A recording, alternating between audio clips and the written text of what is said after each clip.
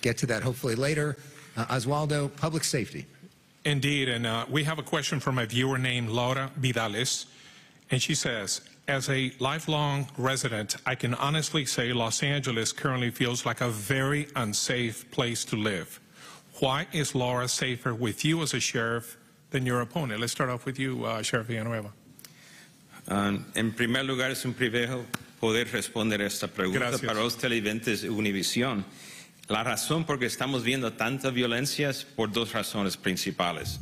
Hay muchos que están empujando la ola de crimen que estamos viendo en este momento, pero tenemos un fiscal de distrito que se reniega a hacer su trabajo, de hacer todos los casos que llevamos a su oficina. No lo está poniendo frente a las tribunas, que las personas sean acontables por lo que están haciendo. En la segunda, la Junta de Supervisores quitándole los fondos a nuestras comunidades, y eso quiere decir que los alguaciles que trabajando en las calles, hay muchos menos. Estamos faltando 30% de todos los alguaciles en todas las estaciones de sheriff a través del condado.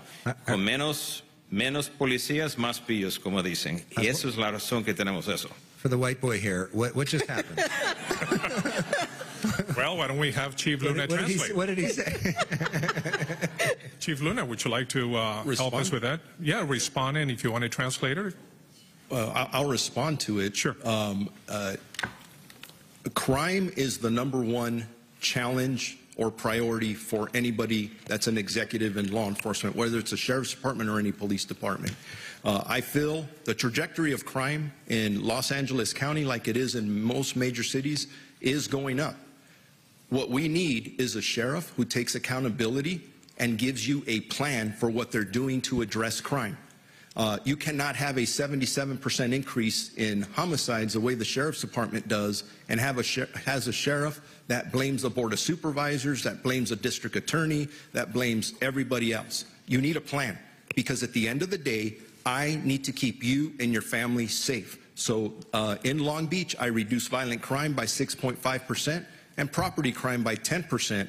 At the same time that my council had reduced my staffing, and I was working for the same DA that everybody else was in LA County. Stop the excuses. Let's get the job done. Thank you. Sheriff, do you want to follow up on anything on this? Actually, notice I don't think he quite finished the question about Mr. Mark McGuire over there. He told you quite a bit about action he took, but what he didn't tell you is that he asked him to please address it in confidence. And you threw him under the bus the very next day. He had to report to the chief. And that pretty much plateaued his career right there. And that is not acceptable. Not acceptable on the sheriff's department. That's actually a violation of policy. Okay, but speaking of what the question was, do you want to follow up to anything that he said? I think we need to work together. Of course we need to work together, but we need to have a district attorney that does his job. 13,677 cases that were not prosecuted by George Gascon in 2021, and he enthusiastically embraces that lack of effort from Gascon. And Oswaldo, can you give us a 15-second translation of his original answer for people that may not have well, why don't we have the sheriff do it for us? Pretty much said that, you know, when you have crime rising, what can we do about it, and why does the caller is concerned? She has a right to be concerned. You have a district attorney that was not prosecuting crime.